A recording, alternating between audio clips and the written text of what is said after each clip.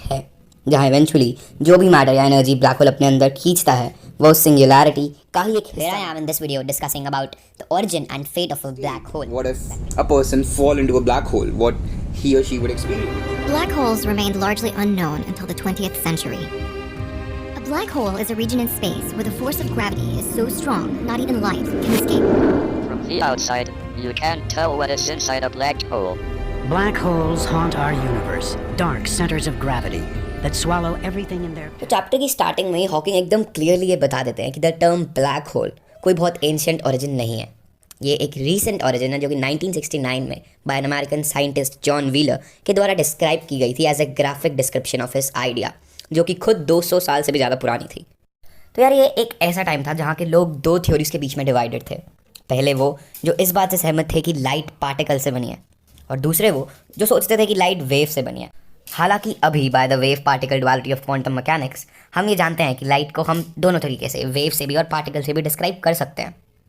लेकिन यहाँ पे चर्चा की बात ये थी कि under the theory that light is made up of waves, यहाँ पे ये बिल्कुल क्लियर नहीं था कि ये ग्रेविटी के साथ कैसे रिस्पॉन्ड करेगी।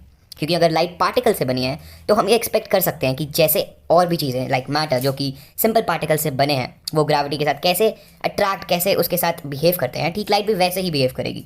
बट पहले पीपल ये सोचते थे कि अगर लाइट पार्टिकल से बनी है और वो इनफाइनाइटली फास्ट ट्रैवल कर रही है तो ग्रेविटी भी उसे स्लो डाउन करने में असमर्थ रहेगी।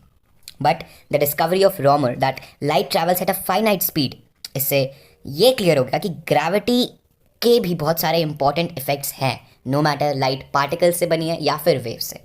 अब इसी डिस्कशन के बीच में लोगों को 1783 में लिखा the philosophical transaction of the royal society of London का एक पेपर पॉइंट आउट होता है। उसमें एग्जैक्टली था क्या, तो बेसिकली उस टाइम लोगों का ये मानना था कि जितना बड़ा एक ऑब्जेक्ट या फिर कहें एक सेलेस्टियल बॉडी हो सकती है उतनी ही स्ट्रॉन्ग उसकी ग्रेविटेशनल फील्ड होगी। और इस पेपर में और कुछ नहीं था बल्कि ये लिखा था कि अगर एक स्टार जो कि अब जितना बड़ा हो सकता था, जितना मैसिव हो सकता था, हो चुका है, उसकी ग्रेविटेशनल फील्ड इतनी बढ़ चुकी होगी कि इवन लाइट, नो मैटर वो पार्टिकल से बनी है या वेव से, वहाँ से एस्केप नहीं कर पाएगी। और अगर लाइट एस्केप नहीं कर पाएगी तो लाइट के अलावा तो और कोई ऑब्जेक्ट है नहीं जो इतनी तेज़ी से ट्रैवल करे। तो कोई भी ऑब्जेक्ट, नो मैटर उसकी कॉम्पोजिशन क्या है, अगर वो स्टार के आसपास से गुजरती है तो वहाँ से एस्केप नहीं कर पाएगी। उसकी अट्रैक्शन, उसकी ग्रेविटेशनल अट्रैक्शन से बच नहीं पाएगी, उसमें ड्रैग डाउन होती जाएगी। लेकिन ड्रैग डाउन होकर जाएगी कहाँ, वो लोगों को उस टाइम में नहीं पता था, और इस टाइम पे इतना क्लियरली कहाँ पता है। और तब के टाइम पे भी लोग ये तो जानते थे कि इस टाइप के स्टार्स यूनिवर्स में बहुत सारे होने की संभावना है, और ऑफ कोर्स हम उन्हें देख नहीं पाएंगे, मतलब उनसे आने वाली लाइट नहीं देख पाएंगे, बिकॉज अब तो वो लाइट ड्रैग डाउन हो चुकी है ना, तो वो उसके अंदर चली गई है और हम सिर्फ उनकी ग्रेविटेशनल अट्रैक्शन को फील कर पाएंगे। और ऐसे ही ऑब्जेक्ट्स हैं, ऐसे ही सिमिलर ऑब्जेक्ट्स हैं जिनको आज के टाइम पे हम ब्लैक होल्स कहते हैं, बिकॉज यही तो है ब्लैक वाइड्स इन स्पेस। तो यार ये तो थी ब्लैक होल्स के बारे में एक ब्रॉड डिस्क्रिप्शन, बट एक्चुअली में ये फॉर्म कैसे होता है इसको समझने के लिए हमें पहले स्टार की लाइफ साइकिल को समझना होगा। तो एक स्टार तब फॉर्म होता है जब large amount of gas, mostly hydrogen के एटम्स खुद में ही कोलाइड करना शुरू कर देते हैं because of their own gravitational attraction. और जैसे जैसे ही एटम्स एक दूसरे से कॉन्ट्रैक्ट करते रहते हैं, कोलाइड करते रहते हैं, इनकी फ्रीक्वेंसी बढ़ती रहती है, जिसकी वजह से the gas start heating up. और इवेंचुअली ये गैस इतनी हॉट हो जाती है that when the hydrogen atoms now collide, अब ये बाउंस ऑफ होने की जगह एक दूसरे में कोलैप्स हो जाते हैं, जिससे एक नए एलिमेंट की शुरुआत होती है, हीलियम। और अब जो हीट रिलीज़ हुई थी इस रिएक्शन से रीज़न बनती है for a star to shine, और इसके एडिशन में इसकी हीट बढ़ती रहती है एज पर द एटम्स अंदर कोलाइड कर रहे हैं, और इसी को हम कहते हैं और कुछ नहीं but the nuclear fission inside the star. लेकिन ये नॉर्मल रिएक्शन सिर्फ तब तक ही होगी जब तक द वे एटम्स अंदर कोलाइड कर रहे हैं उनके प्रेशर का और बाहर की ग्रेविटेशनल अट्रैक्शन का एक बैलेंस होगा। इसको समझने के लिए हम एक बैलून का एग्जांपल ले सकते हैं कि जब भी हम एक बैलून में हवा भरते हैं तो उसके रबर की टेंशन और वो कितना एक्सपैंड हो रहा है उसके बीच में एक बैलेंस होता है। और ठीक इसी प्रकार एज अ इन्फ्लेटेड बैलून ये स्टार ऐसे ही बहुत साल तक, बहुत साल तो कम हो गए, बहुत मिलियन साल तक ऐसे ही स्टेबल रहेगा, और इसकी हीट, इससे जनरेट होने वाला न्यूक्लियर रिएक्शन उसकी ग्रेविटेशनल अट्रैक्शन को बैलेंस करता रहेगा। पर इवेंचुअली एक पॉइंट पर ये स्टार अपने न्यूक्लियर फिजन से, अपने न्यूक्लियर फ्यूल से रन आउट कर जाएगा।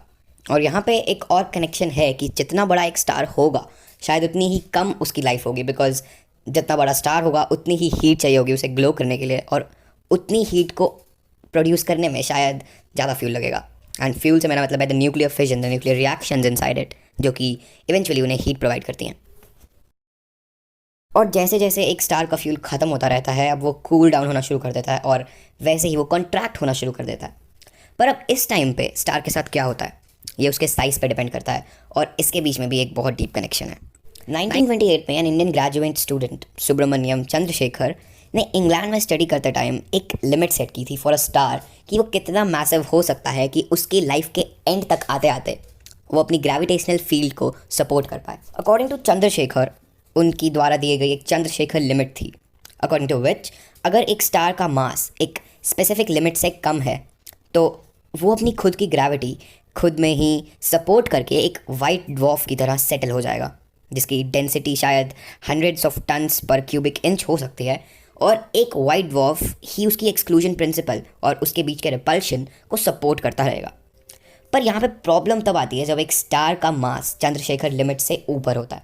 इसमें सबसे वेल नोन थ्योरी ये कहती है कि अगर एक स्टार का मास चंद्रशेखर लिमिट को एक्सपेल कर देता है और आफ्टर उसका फ्यूल ख़त्म हो जाता है और वो कॉन्ट्रैक्ट करना शुरू होता है, तो उसकी खुद की ग्रेविटेशनल फील्ड उसके सरफेस पे इतनी स्ट्रांग हो जाती है कि इवन लाइट के कोन्स भी उसके अंदर बेंड होना चालू हो जाते हैं। और हमें ये पता है कि that light in all the cases, most of the cases travels at a straight line, but यहाँ पे due to the extremely strong gravitational field inside that star, या कहें तो इनसाइड दैट ब्लैक होल जो कि अब कन्वर्ट होने ही वाला है, लाइट के कोन्स यानी लाइट के खुद का पाथ कह सकते हैं भी उस ग्रेविटेशनल फील्ड को फेल ना करके उसके अंदर बेंड होना स्टार्ट हो जाता है। शायद यही होती है एक ब्लैक होल की क्रिएशन।